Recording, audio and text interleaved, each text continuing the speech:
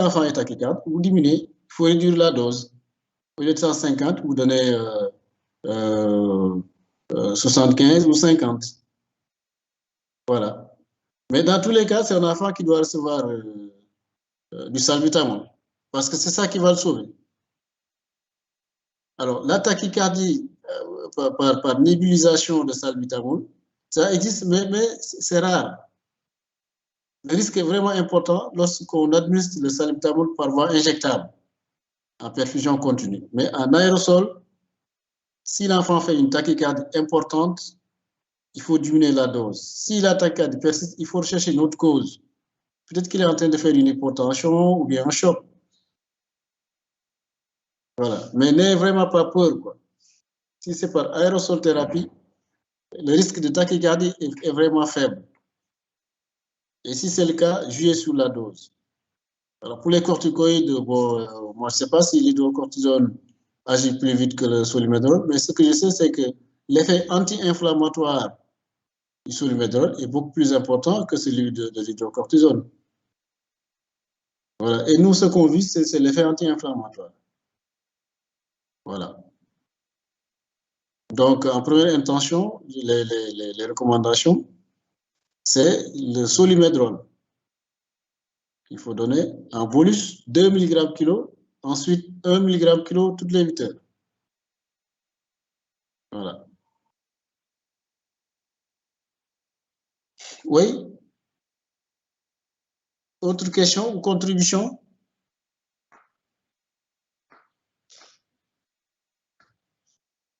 Bonjour, professeur. Merci, Rocky, pour la présentation. Merci pour la parole. En fait, ma question, c'était sur le choix des corticoïdes. Puisqu'on vise une activité anti-inflammatoire, est-ce que les bêta-méthazones ne sont pas également indiqués dans le traitement de la crise d'asthme, puisqu'ils ont une activité anti-inflammatoire plus élevée que les autres? Et la bêta-méthazone et dexaméthasone. Merci. Oui, on peut bien utiliser la bêta-méthazone. Mais chez un enfant, la bêta-méthazone est efficace, surtout chez un enfant qui n'a jamais reçu de corticoïdes avant. Mais s'il a été déjà hospitalisé et mis sous bêta-méta, la prochaine fois, ce serait moins efficace. Et bien sûr, on peut l'utiliser puisque c'est un anti-inflammatoire. Si on n'a pas de solimedrol, on peut utiliser la bêta. Si on n'a pas de bêta ni de solimedrol, on peut utiliser l'hydrocortisone. Mais si le solimedrol est disponible, c'est vraiment la molécule de préférence, quoi. Maintenant, on peut utiliser les autres en fonction des situations cliniques, en fonction des possibilités. On peut utiliser soit la bêta, la dexa, l'hydrocortisone ou le solimedrol. Si toutes ces molécules-là sont disponibles, le solimedrol fait mieux que les autres. Voilà.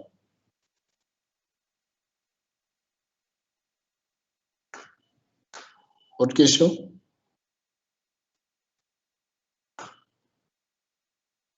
Voilà, donc oui, non, donc je pense que vous êtes fatigué, c'est ça? L'asthme, c'est fréquent, hein? C'est quand même l'asthme ou la bronchiolite. C'est fréquent, on en voit presque tous les jours, hein?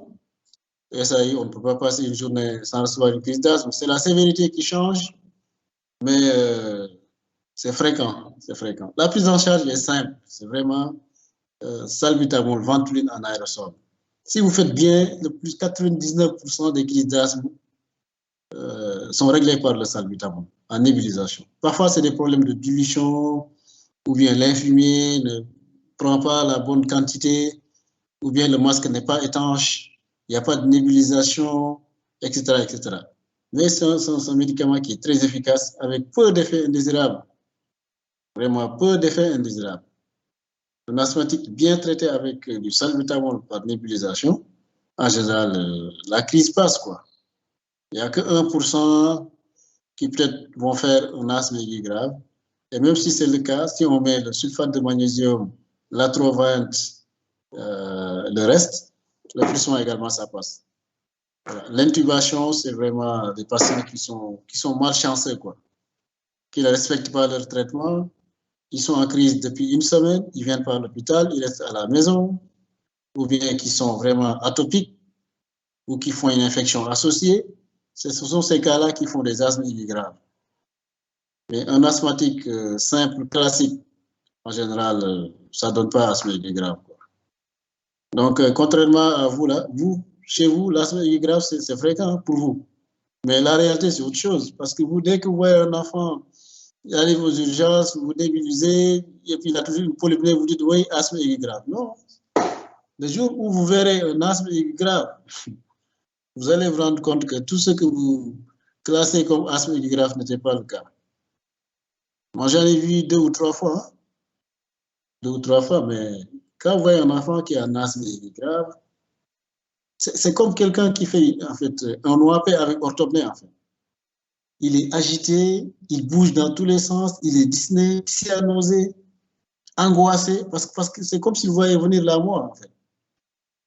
Donc c'est pas ce que vous dites asthme aigu grave. Hein. Là, une crise d'asthme peut être sévère. L'enfant peut avoir une polypnée, il peut avoir une détresse, il peut avoir des sibilants, ou même parfois un silence auscultatoire, un wheezing. Ça, c'est une crise sévère. D'accord? Donc, s'ils viennent à l'hôpital, vous mettez votre voix, corticoïdes, vous perfusez, vous mettez de l'oxygène, vous nébulisez. En général, au bout d'une heure de temps, ça passe. Encore une fois, c'est après 1 heure. Parce qu'on dit bien nébuliser, bien traiter aux urgences et que la crise persiste, s'aggrave. Bien nébuliser, ça veut dire qu'il faut les 3 doses. Et puisque c'est toutes les 20 minutes pendant 1 heure, donc avant de dire asthme, il faut que l'enfant prenne les 3 doses. D'accord? Si vous le recevez à 18 heures, avant de dire asthme aigu grave ou pas, il faut attendre 19 heures. Il faut qu'il reçoive les 3.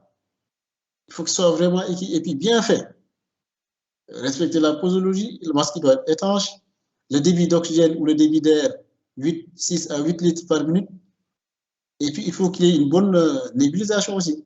Si vous mettez 8 litres et que le gobelet se met à siffler et qu'il n'y a pas de vapeur, ça aussi, ce n'est pas une nébulisation. Donc, il y a tous ces paramètres-là dont il faut tenir compte.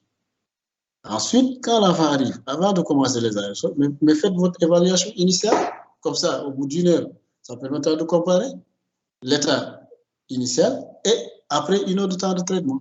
Si vous voyez que la saturation passe de 92 à 90 ou 80, la fréquence cardiaque de 100 à 120 ou 130, l'enfant qui parlait ne peut plus parler, il respirait maintenant, il est presque bradiné, là vous dites non, attention, c'est grave. Voilà, et dans ce cas-là, vous faites l'arsenal. Voilà. Donc, attention aux termes que vous utilisez. Et puis, un asthme aigu grave, en 24 heures, il vient la veille, à 18 heures, le lendemain, il est dans son lit, il vous regarde, il discute et vous dites asthme aigu grave. Asthme aigu grave ne s'améliore pas en 24 heures. Hein. Asthme aigu grave, c'est 2-3 jours. 2-3 jours. Donc, faites attention à ce que vous dites là. Voilà, donc, on arrête aujourd'hui avec ce cours sur l'asthme aigu grave. On reprend demain. Yacine, demain, je pense que c'est les enseignants et les autres. Hein? Oui, c'est les autres. Donc, si tu as un temps libre, tu me fais signe. Moi, je suis là. Tu me fais signe et je fais le cours. D'accord. Parce que normalement, on commence à 9h avec le professeur Sagna. OK. Mais lui, il a pris toute la matinée, donc de 9h à 13h. OK. Donc les autres font l'après-midi. L'après-midi, oui. Les autres font l'après-midi. OK. D'accord. Sinon, on va essayer de voir comment